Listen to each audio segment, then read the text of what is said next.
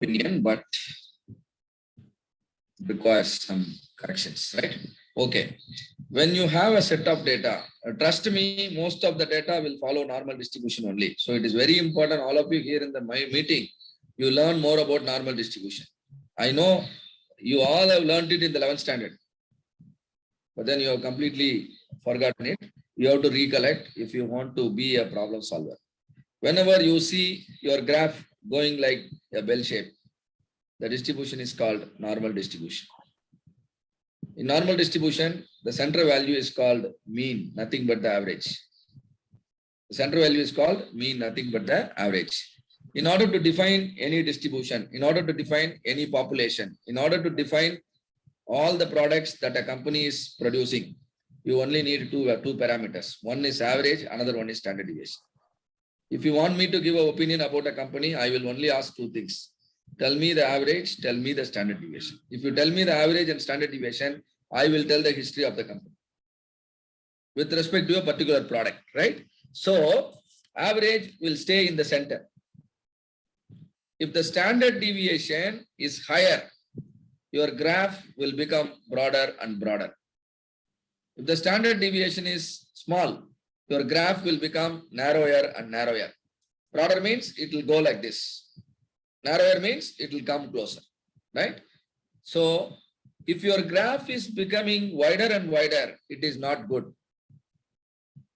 right? If graph is becoming wider, it simply means variation is high. Variation nobody likes. If you want to, if you want a coffee from my coffee outlet and coffee is fantastic, so you go for the second coffee. Will you expect the same taste in the second coffee also? Obviously, yes, isn't it? If you come to my coffee shop every single day, why are you coming to my coffee shop every single day? Because you expect your taste is met by my coffee. You're coming to me every day. And every day it is my job now to give you the same experience every single day. If I don't give it, probably you will stop coming to my shop.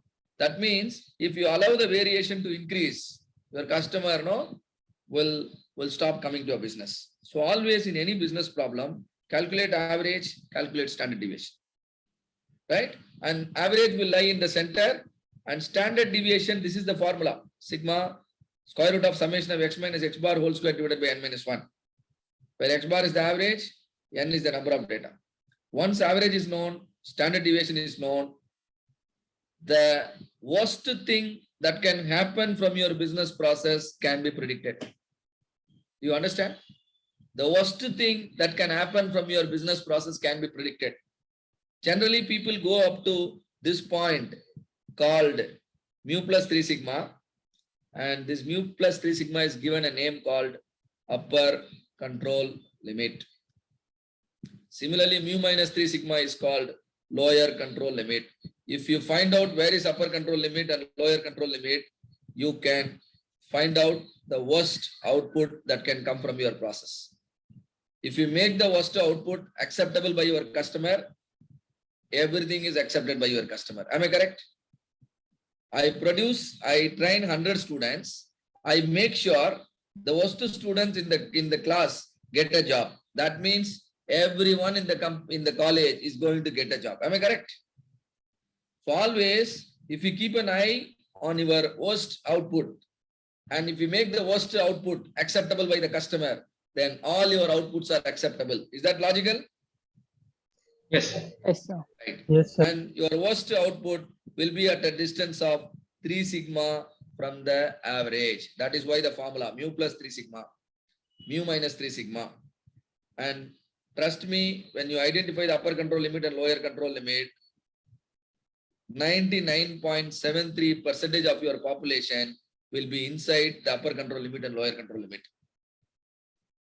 Suppose if I conduct an examination to all of you, yellow belt examination, let me say the class average is 70. Class average mark is 70. Where is 70? 70 is here. Let me say the standard deviation of the test mark is 5 mark. Now tell me what is upper control limit? Why are taking so much time? Upper control limit is how much? 85. 85. You know, how do I get 85? 70 plus 5, 3 into 5. Very good, beautiful. So what will be the lower control limit? 55. E5. If you tell me the average mark is 70 and standard deviation is 5, now I will tell you, all of you will definitely score between 55 and 85. All of you will score between 55 and 85. There could be a few outliers, 1 or 2 outliers. Outliers are always exceptional. So just whenever I know the average and the standard deviation, I can comment beautifully about the population. Suppose in your college, there are 10,000 students studying. I have taken a sample of 100 students. Their class average is 70. Standard deviation is 5. This is giving me a clue that generally students in CIT score between 55 and 85. And that will be true. That will be true. This is a property of normal distribution. When I go up to 2 sigma limit, that is called warning limit. That is called warning limit. And warning limit will include 95.45% of the population. If you study up to the warning limit, that means you are considering data up to 2 sigma units away from the average on the right as well as on the left. 95.45% of the population is understood. If you go up to 1 sigma, only 68.27% of the population is understood. Whether you want to go up to 1 sigma, or you want to go up to 2 sigma, or you want to go up to 3 sigma, it all depends on to what extent you want to understand the population. You want to understand the whole population? My suggestion is at least go up to 3 sigma. At least go up to control limit. If you go up to 6 sigma, you can understand 99.999% of the population. Can somebody tell me, do you think the curve will touch the x-axis, this curve? Will it touch the x-axis? No. It will never touch the x-axis. It will touch only at infinity. You will never get 100% here. It will only be 99.999 something. The curve can only be an asymptote. If you know your control limits are here, upper control limit and lower control limit, and customer says, I am tolerable up to this. Customer limits are called specification limits. Upper specification limit, lower specification limit. Your process data is telling you your upper control limit and lower control limit is here. It means you are running the business in a healthier way.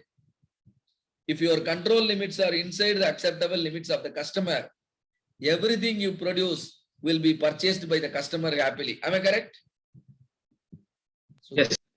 this is how you can understand what is going to happen in your business. Imagine you produce, you got a big order. Let us say order for 10 million units. Let us say you got an order from abroad. How much? What is the order? 10 million units. Now you have to produce 10 million units and then export item. And then you need to export item. Will you be able to, will you check all 10 million units and then send it to abroad? Will you be able to check all 10 million units? No, sir. Not possible, because testing sometimes may be destructive also. You can't spoil everything, to study. For example, the crash test of a car, sometimes some material strength you want to understand. Let's say concrete block compressive strength. Then you apply load, break the concrete and then study the compressive strength. If you break everything, then which one will you sell?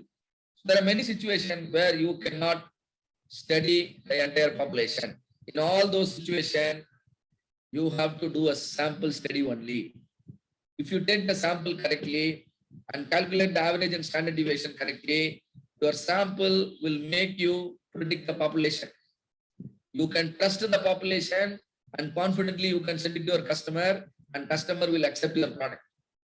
This situation will be a day-to-day activity in many companies, in fact, in all companies. Am I correct or not? Always you have to take decision. So what is Six Sigma? Six Sigma is a methodology that will help you to reduce the defects by reducing the variation so that your product's performance on specific CTQs. What are CTQ? Critical to quality characteristics. No, certain characteristics of your product will give 100% satisfaction to your customer. Six Sigma is a process level approach. Six Sigma is a CTQ level approach. Six Sigma is not like ISO. ISO just gives the certificate. Still, no, the company can do all the nonsense. But Six Sigma gives the assurance only with respect to a particular characteristics of your product. We call it process level approach, but I will say it is CTQ level approach. There are two approach. One is DMAC, another one is DMAC. I use DMAC to improve an existing product. I use DMAC to develop new product. And let us consider a simple example of Swiggy. You all know Swiggy, right? Swiggy delivers food, right? And now Swiggy gives an assurance. Food will be delivered in 30 minutes, otherwise the food is free. Now, what is the specification limit here? What is the upper specification limit? Customer will pay if the delivery is made within 30 minutes. If the delivery takes more than 30 minutes, customer will take the food and you will lose the money. Am I correct? That is the deal. So what is the USL here? 30 minutes. Upper specification limit is 30 minutes. What is lower specification limit? 0. 0, but food has to be prepared, packed. Some time is required. 0 is practically not possible. So I say 10. Sometimes you order 2 idli and 10 minutes it is packed. And then somebody will collect the idli and bring it to your house. And the idea behind this process is Swiggy has planned the process in such a way that all the deliveries will be made in 20 minutes. All the deliveries will be made in 20 minutes so that their commitment of 30 minutes can be honored with all the deliveries. In a particular city, in a day, how many orders Swiggy may handle in a day? Can you make a guess? How many orders Swiggy may handle in a city in a particular day? Orders per day. 2,000 to 3,000 orders. The whole city? Are you sure with your statement? Suppose if it is Coimbatore, do you think in a day only 2,000 deliveries are made by Swiggy? You can do a study. I think in every pin code they will do such orders. Consider a city? No, I'm not sure. It can easily run into several lakhs. And now they want to understand. They are making a commitment. If they make a commitment, they have to be sure about it, isn't it? Otherwise, all the business they have to lose. So they did a study. How are we really delivering in a particular area? They took a sample, studied, and gave this assurance statement.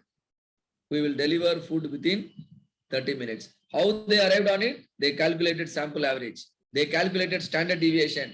They were sure that all their deliveries will happen within 30 minutes. How they understood? With the average and standard deviation. Because delivery time is a continuous data. Delivery time is a continuous data that will follow normal distribution. They applied normal distribution properties. Understood that if your average is around 20, your data points cannot go beyond 30. And that is why they gave the commitment. Am I correct? So if you run a business process in such a way that it can produce all the output within the customer specified limits, the business is considered capable. Prabhakar. Yes,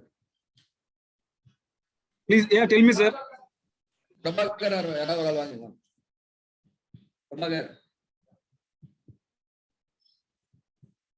The call attend Zoom call.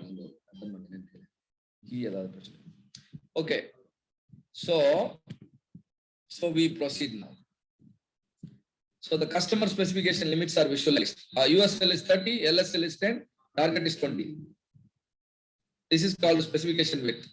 Now, in order to understand how is my business performing, I took some sample of 100 deliveries. According to the sample, the average is 20.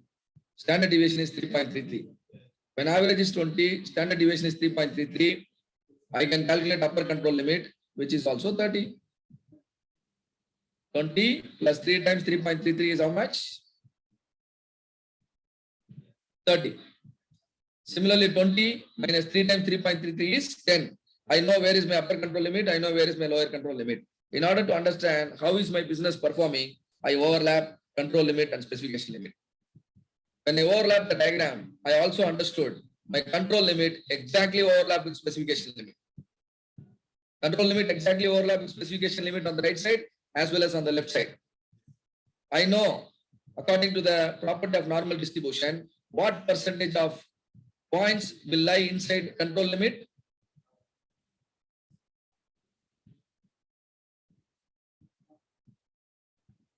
(99.73%). 99.73% of my deliveries are going to be inside control limit. Since my control limit and specification limit are overlapping, same statement is applicable to specification limit also. 99.73% of the deliveries are going to be within the specification limits of 10 and 30 minutes. See here, suppose if every day 1000 deliveries are happening, I am very sure 997 deliveries will happen between 10 minutes and 30 minutes. How many deliveries may be a failure? Only 3 deliveries are failure. Now tell me, are you happy with the way you are conducting the business? Yes. Out of 1000 deliveries, 997 is successful. Nothing wrong with your assurance. But what could be the problem is, suppose in a particular pin code, if you get 1000 orders a day, since your performance success rate is 99.73, your success rate is how much? 99.73. Many people will now come to Swiggy because the delivery is fabulous. There will be referrals. There will be no good opinion about your service. Many people will come. Very, very quickly, within a week or 2 weeks, 1000 orders a day can become 10,000 orders. Possible or not? Yes. Tell me, with all the arrangements you have made for a demand of 1000 per day, with the same arrangements, will you be able to handle 10,000 orders per day? No, difficult. No. When you handle the 10,000 orders with the same capability, what will happen? Your success rate can no longer be 99.73. Many orders you may start losing and then you may have to lose the money. So this capability of 99.73, though it looks closer to 100%, is not good enough considering the longer term business. Am I correct? So you have to improve the process further. Already your success is close to 100. Then also it is not enough. Why I am saying not enough? Considering the future demand, anticipating the growth in business. All of you understand? This is not that easy. We will talk about the future business, but right now, control limit overlap with the specification limit. I consider this process as just capable. Why do I call it just capable? Because control limit overlap specification limit. And statistically, can you find out the distance between specification limit and the process average? How much it is? 3 sigma. So the process is called 3 sigma process. What is the success rate 3 sigma process can give? 99.73. But 99.73 is true only for a short-term business. Short-term business is 1000 orders a day. But long-term, 10,000 orders a day. Long-term, the 99.73 is not applicable. But short-term, it is applicable. This process is called 3 sigma process. All of you understand what is a 3 sigma process? Yes, sir. Yes, sir. And look at the curve. It looks like the head of the elephant. The curve looks like head of the elephant. So I'm going to give a nickname to the process. This is an elephant process. Why do I call it elephant? Because you need to understand that you have put a big animal in a small room. If I give you a small room, 2 by 6, will you sleep happily and live happily? 2/6 is not enough, isn't it? That's what people finally give it to us. But right now is not sufficient, right? 2/6. So you must give this elephant an additional room for some movement. The elephant is nothing but your business process. If you keep control limit, specification limit overlapping, that is not good enough. You should be able to keep some distance between control limit and specification limit, so that if something goes wrong in the business, till it will not affect your business, till it will not be felt by the customer, right? And which is under your control? Control limit is under your control, or specification limit is under your control? The control limit. Control limit, because specification limit you can't control. That is decided by the customer. You have already given the assurance, so you can't touch specification limit. How will you bring the control limit inside? Control limit depends on average. Control limit depends on standard deviation. Average is proper. It is on target. Then you need to control standard deviation. How will you control standard deviation? You will train your people. You will provide them GPS. You will provide them vehicle. You will provide them packaging material. You will provide them everything. You will make them work like robots. Everybody, when an order is received, they drive to the restaurant, collect the food, see to that it is delivered at the earliest possible time. If everybody works like a robot, then all the deliveries will be around the average value. None of the delivery will be away from the average. Am I right? That is what will happen if you improve any process. When you improve a process, you can see your control limit has moved inwards. Am I right? Why your control limit moved inwards? You have reduced the standard deviation. How you reduce the standard deviation? Probably you increased the delivery boys. You reduced the working kilometer range. Earlier, a delivery boy has to cover up 5-kilometer radius. Now you made a change in the process. The delivery boy has to cover only 3-kilometer radius. Now, there are several ways you can bring down your standard deviation. When you bring down the standard deviation, control limit is pushed inside. When control limit is pushed inside, within this limit itself, 99.73% of your outputs will lie.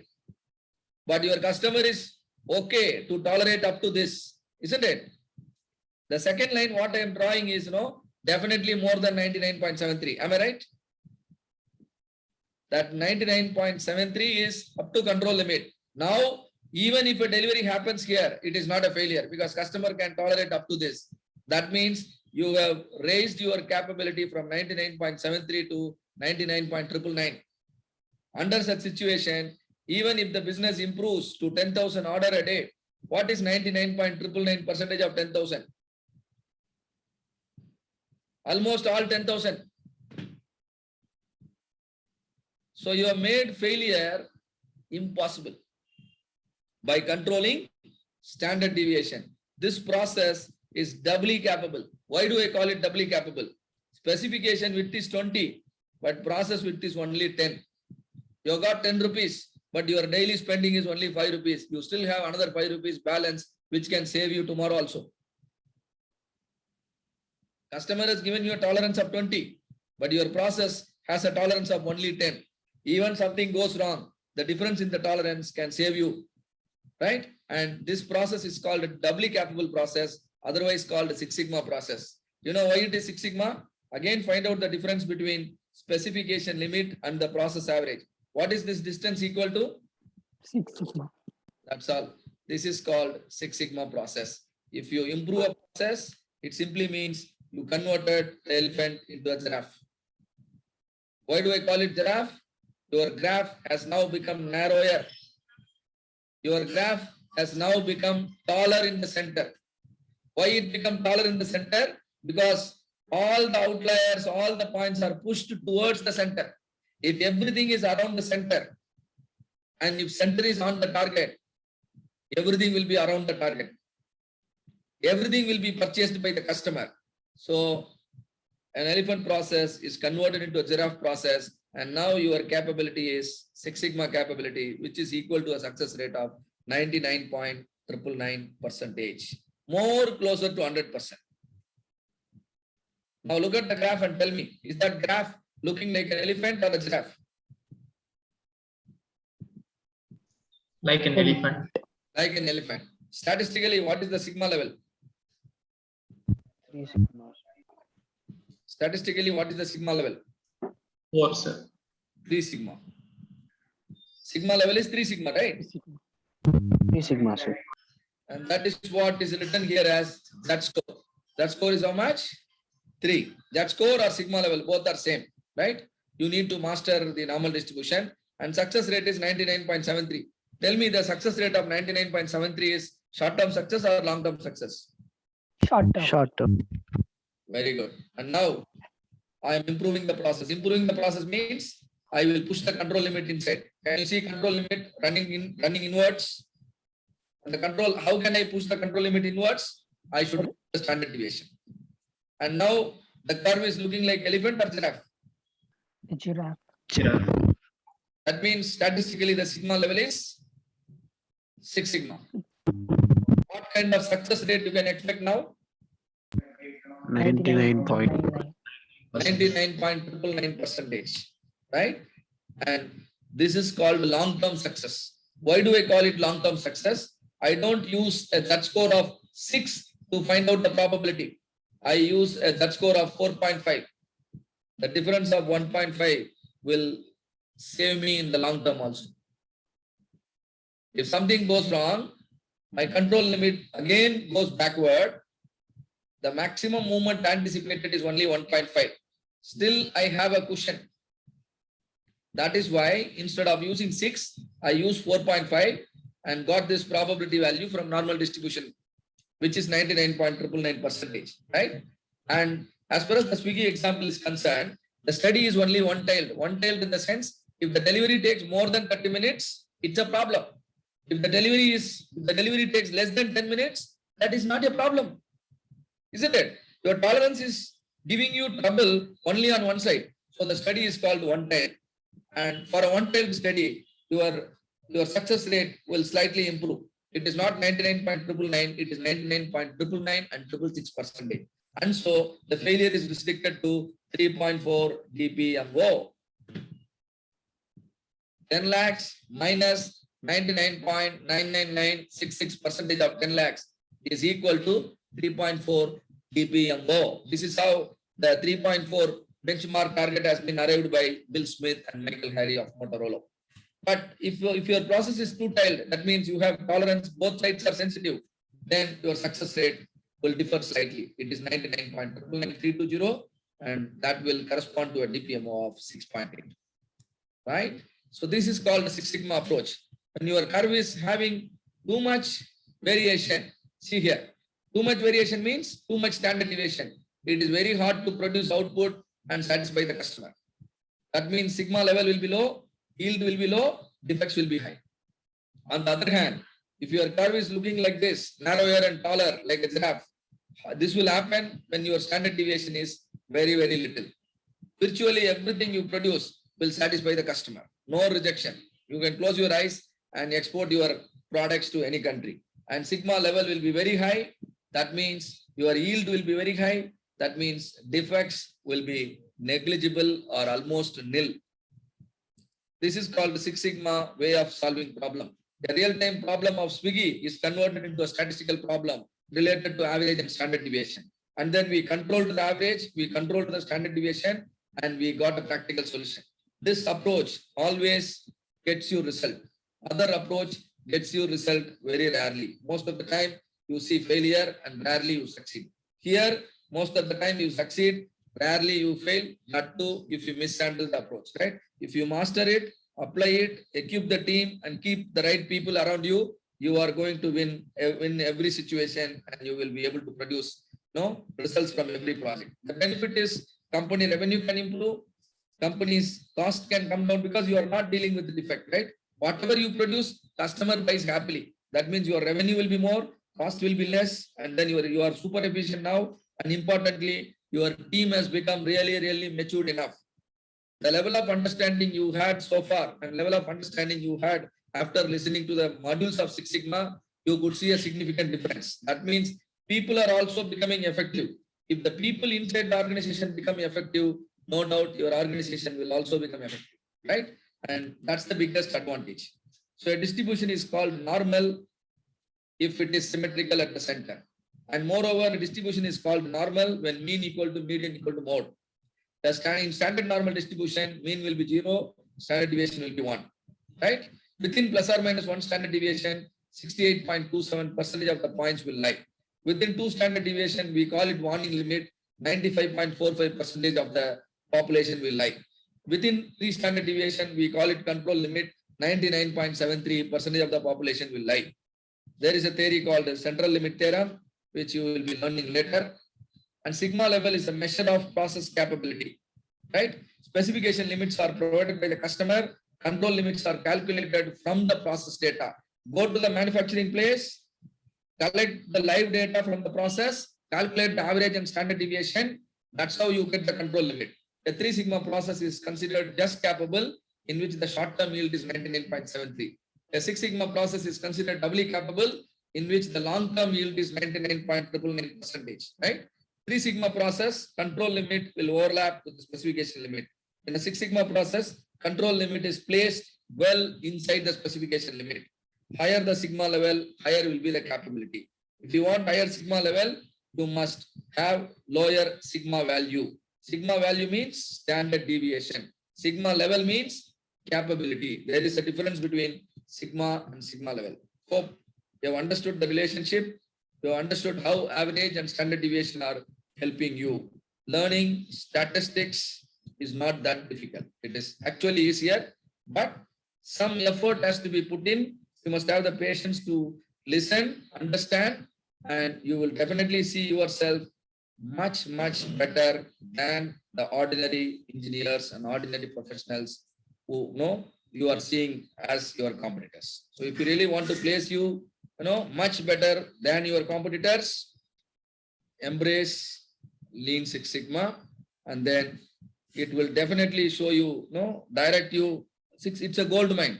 Whatever you want, you can take it out by learning all the modules, because you can be highly successful in terms of employment as well as in terms